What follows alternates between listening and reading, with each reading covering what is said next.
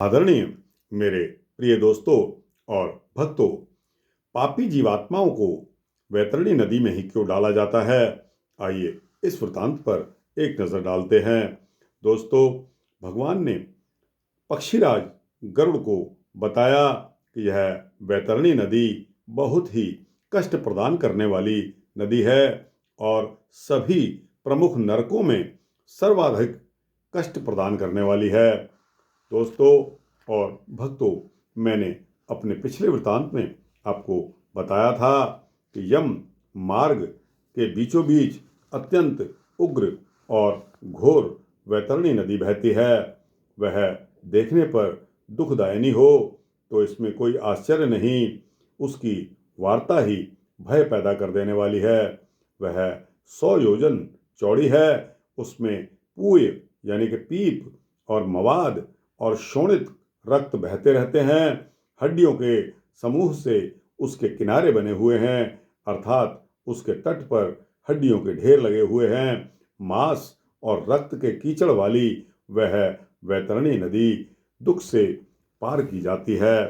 दोस्तों, इतना कष्ट उस जीवात्मा को होता है। इसके पश्चात यमदूत इसीलिए उस पापी जीवात्मा को वैतरणी नदी में फेंकते हैं जिसने अपने जीवन काल में गौ का दान नहीं किया, अथवा मृत्यु के पश्चात जिसके उद्देश्य से बंधु बांधवों द्वारा कृष्ण गौ दान में नहीं दी गई, जिसने अपनी और्ध्व दैहिक क्रिया नहीं कर ली या जिसके उद्देश्य से और्ध्व दैहिक क्रिया नहीं की गई, वे वैतरणी में महान दुख भोगते हैं।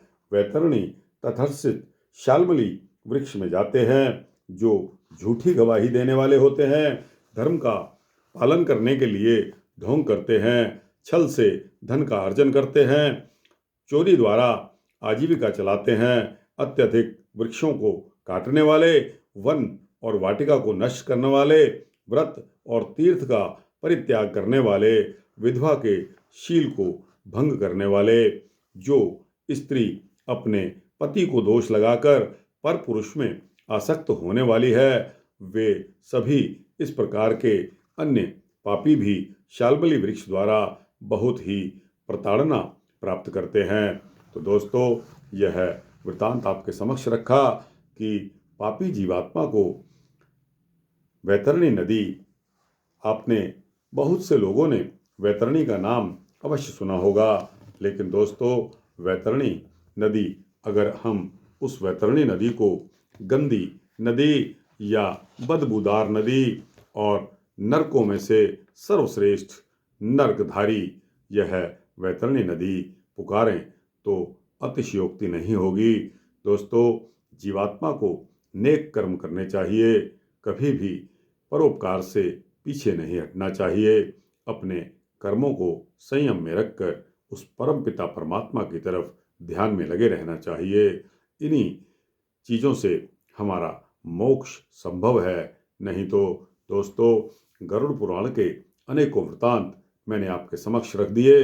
उन अनेकों वृतांतों में जीवात्मा का क्या होता है, मरणोपरांत जीवात्मा कैसे जाती है, दोस्तों मैंने आपको बता दिया है। आप मेरे वीडियो YouTube पर लोडेड हैं, आप गरुड़ पुराण के वीडियो जाकर देख सकते हैं।